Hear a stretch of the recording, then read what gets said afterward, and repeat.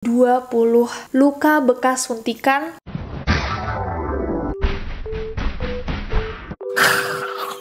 Hey guys, it's Nessie and welcome back to Neror. Neror baru ada beberapa hari yang lalu, udah ada lagi. It's because I miss you.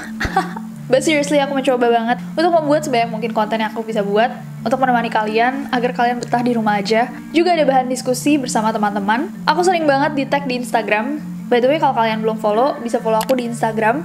Aku lebih aktif di sana untuk update keseharian aku. Tapi aku sering banget di-tag sama kalian, chat-chat kalian yang mendiskusikan Neror, and I love that. Nah, salah satu video yang suka kita bikin di Neror adalah video True Crimes, atau kasus-kasus kriminal yang masih menjadi misteri.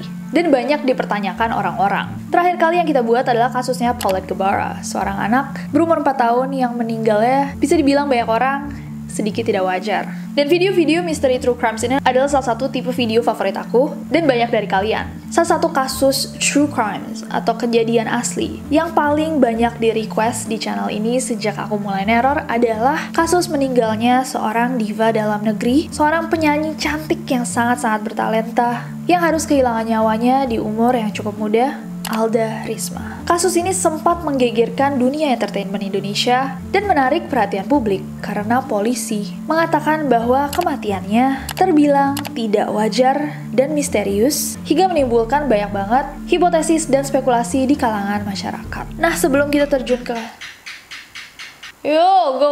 Nah, sebelum kita terjun ke kasusnya, harus aku ingatkan bahwa semua informasi yang kita akan bahas malam ini aku dapatkan dari berbagai news site, situs-situs berita, dan forum-forum publik. Tidak ada satupun spekulasi pribadi. Aku membuat video ini karena banyak sekali yang request. Aku membuat video ini sebagai reportase dan pembahasan saja, sama dengan ketika aku membahas kasusnya Marilyn Monroe atau Diana Spencer, tidak ada hubungan pribadi, hanya pembahasan. So, hari ini kita akan membahas tentang misteri meninggalnya Alda Risma. So without any further ado, stop senyum-senyum, cause shit's about to go down. Alda Risma Elvariani adalah seorang penyanyi, aktris, dan model asal Bogor, Jawa Barat yang lahir pada 23 November tahun 1982. Dia menghembuskan nafas terakhirnya pada 12 Desember tahun 2006. Saat itu usianya baru saja 24 tahun. Menurut reportase, Alda meninggal karena overdosis psikotropika dan ditemukan sekitar 20 bekas suntikan di sekujur tubuhnya. Suntikan-suntikan tersebut mengandung benzodiazepine, propofol, petidin, morfin, dan pil analgerik. Zat-zat yang terkandung dalam obat-obatan tersebut menyerang sistem saraf dan pernapasan Alda. Namun yang menjadi tanda tanya besar adalah apakah Alda overdosis karena perbuatannya sendiri atau ada orang lain yang harus bertanggung jawab. So, kita masuk ke background. Buat kalian yang gak kenal nih sosoknya Alda Risma, sedikit tentang Alda Risma. Dia ini dibesarkan sama ibunya, jadi dia bersama 8 orang adiknya dibesarkan seorang diri oleh ibunya karena ayahnya meninggalkan mereka pada tahun 1996. Pada tahun 1997, Alda memulai karirnya saat dia berkolaborasi dengan boyband asal Inggris Code Red untuk singlenya yang berjudul We Can Make It. Kemudian di tahun berikutnya, Alda merilis lagunya yang paling terkenal, yaitu Aku Tak Biasa. Oh, aku tak biasa. Itu. Aku tak biasa. Lagu tersebut lalu melonjakkan karirnya dia, hingga akhirnya dia bisa membuat album dan single-single lainnya. Selain melesatkan diskografi dan karirnya Alda, lagu Aku Tak Biasa ini membuatnya bertemu dengan pujaan hatinya, Iwan Sastrawijaya, Iwe, yang saat itu merupakan seorang petinggi Blackboard, label rekamannya Alda. Si Iwe ini pada saat itu sudah beristri dan punya anak 4. Tapi dia mengaku bahwa dia telah tunangan sama Alda pada tahun 1998. Namun pada tahun 2000, hubungan mereka kandas karena ada orang ketiga, yaitu Ferry Surya Prakasa. Kita sebut aja FS. FS yang waktu itu berusia 33 tahun adalah seorang pengusaha yang sejak tahun 1988 aktif di sebuah organisasi sosial keagamaan perwakilan umat Buddha Indonesia, Walubi. Saat menjalin hubungan bersama Alda, FS diketahui masih menikah dengan wanita lain dan memiliki 2 anak. Hubungannya Alda sama FS ini tidak direstui oleh ibundanya katanya, karena mereka menganut 2 kepercayaan yang berbeda. Apa yang terjadi pada hari itu? Jadi pada hari itu, tanggal 12 Desember tahun 2006, sebuah hari yang kelam. Pada jam 6 sore sekitar 18.00, FS menelpon lobi hotel di mana dia dan Alda tidur untuk beberapa hari, meminta untuk dipanggilkan taksi untuk membawa Alda ke rumah sakit. Dilansir dari majalah Tempo, supir taksi yang menolong FS untuk membopong tubuhnya Alda dari kamarnya menuju mobil bersaksi bahwa saat itu tubuhnya Alda sudah sangat dingin. Dan saat ditanya, FS hanya menjawab dia banyak minum obat tidur. Dan ternyata ini adalah kronologi yang sebenarnya.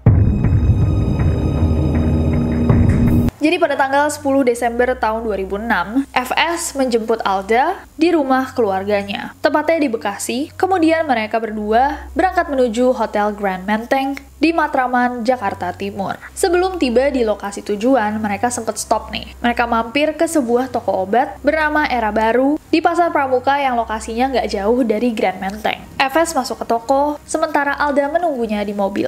Anehnya, di sana FS beli banyak banget obat-obatan kayak obat tidur, obat penenang, infus vitamin, tisu alkohol, alat-alat suntik, dan jumlah obat-obatan yang dia beli itu sekitar 29 botol. Tak hanya itu, FS juga sempat meminta tolong orang yang jaga toko untuk mencarikannya suster yang bisa membantu mereka memasang infus dan menyuntikkan cairan obat ke dalam infusnya. Akhirnya, seorang suster berinisial M ikut masuk ke mobil bersama FS dan Alda. Sesampainya di hotel sekitar pukul 4 sore, 16.00, mereka plus suster M check-in dan masuk ke kamar nomor 432 di lantai 4 dan mulai menyuntikkan cairan infus yang sudah bercampur dengan obat tidur ke tubuh Alda Risma. Keesokan harinya, pada 11 Desember tahun 2006, FS kembali memesan obat-obatan di toko Era Baru melalui telepon. Dua lelaki kemudian datang dan mengantar pesanannya ke kamar 432.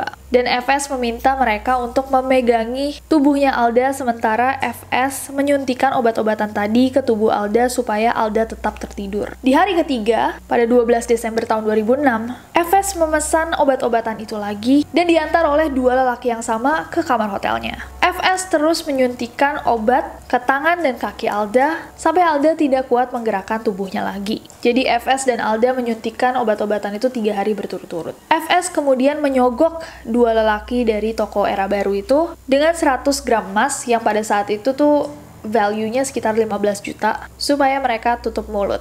Akhirnya sekitar pukul 9.35, dua lelaki itu meninggalkan kamar 432 dan FS baru menghubungi pihak hotel sekitar pukul 6 sore atau jam 18.00 di mana dia minta tolong untuk dipanggilkan taksi untuk membawa Alda ke rumah sakit.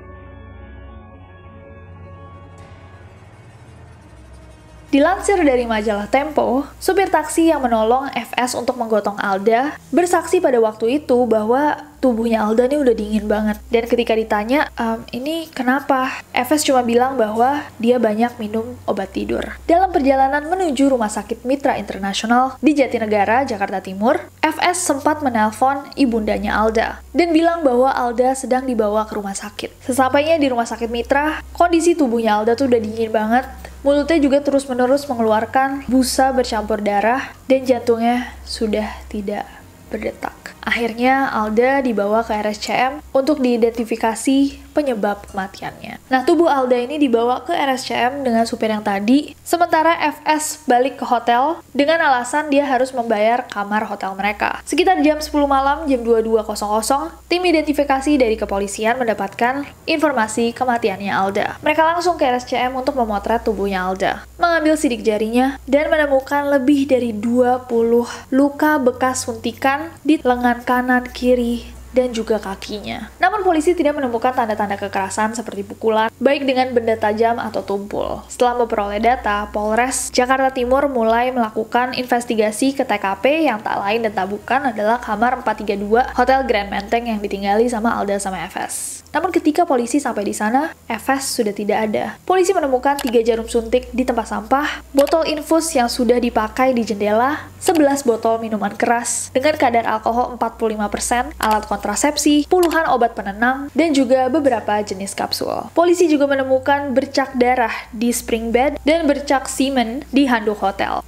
Nah, at this point, polisi baru tahu bahwa Alda tidak menginap sendirian di kamar hotel itu. Karena sebelumnya, waktu dianterin ke RSCM, kan dia datangnya sendiri. Tubuhnya Alda doang kan. Sementara FS-nya kan cabut. Baru ditanya sama polisi, ini siapa yang mesen? Bilanglah resepsionis bahwa kamar itu dipesan oleh kekasihnya Alda, FS. Pada saat itu para polisi percaya bahwa kayaknya orang ini mencoba melarikan diri karena dia bersalah. Tapi di mana FS? Dari kecurigaannya, para polisi datang ke kediamannya, namun setelah melakukan pengintaian sekitar 2 hari, rumah itu terlihat tidak berpenghuni. Akhirnya dari keterangan yang diberikan oleh satpam rumah, FS sudah terbang ke Singapura. Dari hasil identifikasi yang sudah dilakukan, polisi mengonfirmasi bahwa penyebab kematian Alda adalah karena overdosis obat-obatan terlarang. Namun yang masih menjadi tanda tanya adalah apakah dia sengaja mengonsumsi obat-obatan sebanyak itu sehingga dia overdosis? Apakah FS sengaja memberikan dosis yang berlebih kepada kekasihnya? Adakah motif lain di balik penggunaan obat-obatan yang mereka lakukan? Nah, sekarang kita masuk ke kronologi penangkapannya FS. Seperti yang udah disebutkan tadi, FS pergi ke Singapura setelah Alda dikonfirmasi meninggal. Saat itu pihak kepolisian Indonesia langsung menghubungi pihak kepolisian Singapura dan mereka bekerja sama untuk menangkap FS. Setelah buron sekitar 16 hari di Singapura, pada 28 Desember tahun 2006, FS tiba di Jakarta pukul 19.30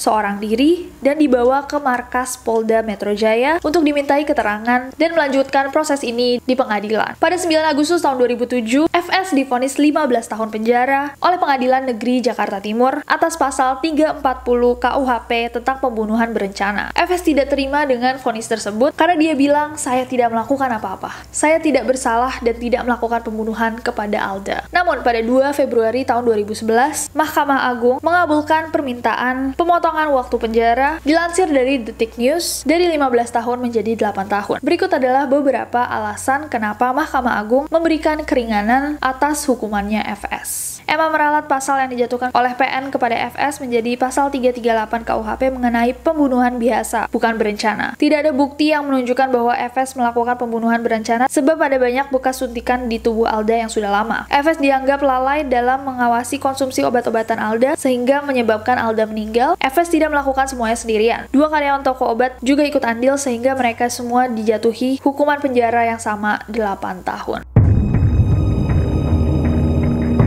Sebelum kita membahas tentang asumsi orang dan apa yang dipercaya sama orang-orang, aku akan menambahkan beberapa fakta-fakta.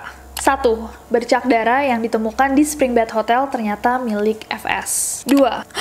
Semen yang aku tadi sebut ditemukan di handuk hotel, rupanya adalah milik seorang karyawan toko obat yang melakukan bisnisnya saat mengantar obat pesanan FS. 3. Alda dan FS sengaja ke kamar hotel untuk bersenang-senang dengan obat-obatan, dan menurut keterangan karyawan toko obat, mereka berdua memang sering membeli obat sejenis di toko Era Baru. Ini juga salah satu yang membuat hukumannya FS diringankan, karena mereka dibilang sering menyuntik bareng, jadi menghilangkan unsur kesengajaan membunuh. 4. Menurut majalah Tempo, sejak sebelum kematiannya, Alda memang sering menggunakan narkotika, dan pada Oktober tahun 2005, Alda pernah overdosis juga di sebuah kamar hotel di kawasan Gambir, Jakarta Pusat. 5. Dilansir dari Tempo, Detik, dan Liputan 6, pada 17 Juni tahun 2006, setelah sekian lama Iwe dan Alda tidak bertemu, Alda mendatangi rumah Iwe dan meminjam mobil BMW-nya untuk pergi bersama laki-laki lain. Mereka lalu mengalami kecelakaan yang cukup parah karena menyetir dalam keadaan teler.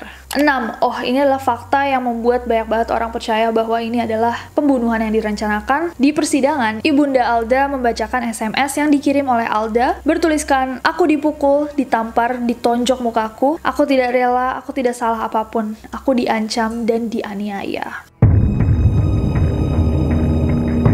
So, sekarang kita masuk ke apa yang dipercaya sama orang-orang.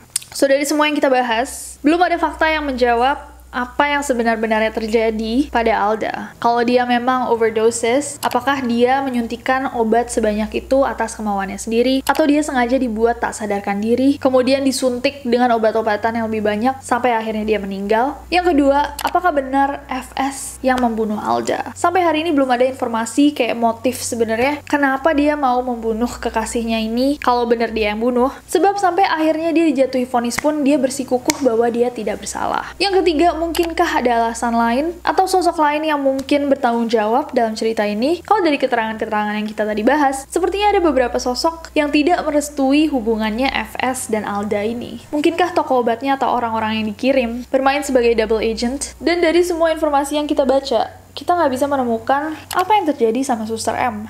Atau kemana dia? Atau siapa dia? So, dari yang aku baca-baca itu adalah kemungkinan-kemungkinan yang paling banyak dipercaya oleh publik. Apakah kalian punya teori sendiri? Berdasarkan fakta-fakta yang tadi kita bahas, kebetulan pada tahun 2006, aku sangat tidak mengenal dunia entertainment Indonesia. Jadi aku tidak menyaksikan seberapa intens bergulirnya kasus ini. Kalau misalkan kalian pada saat itu mengikuti kasus yang satu ini, adakah informasi-informasi penting yang mungkin aku potong dari video ini, tapi mestinya tidak? Please diceritain di bawah. Tapi itu tadi kasusnya Alda Risma. Maaf setelah bertahun-tahun kita baru bahas sekarang. But please do share what you think of this case di bawah. But other than that, I hope that you guys enjoy this video. Kalau misalkan kalian suka videonya, klik like-nya. Follow aku di Instagram dan Twitter, gampang banget, Nessie Jajaja. Dan subscribe ke channel ini, juga nyalain notification-nya biar kalian tahu kalau misalkan aku upload video baru. Karena aku gak sabar buat ketemu kalian lagi. Bye-bye!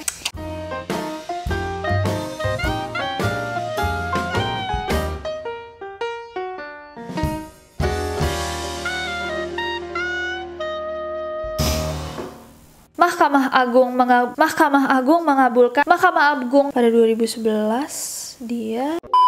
Sebelum kita close video ini, aku minta kalian untuk memanjatkan doa untuk Mbak Alda Risma dan doa untuk keluarga yang ditinggalkan. It must be really hard untuk kehilangan orang yang sangat bertalenta di umurnya yang masih sangat muda. Al-Fatihah.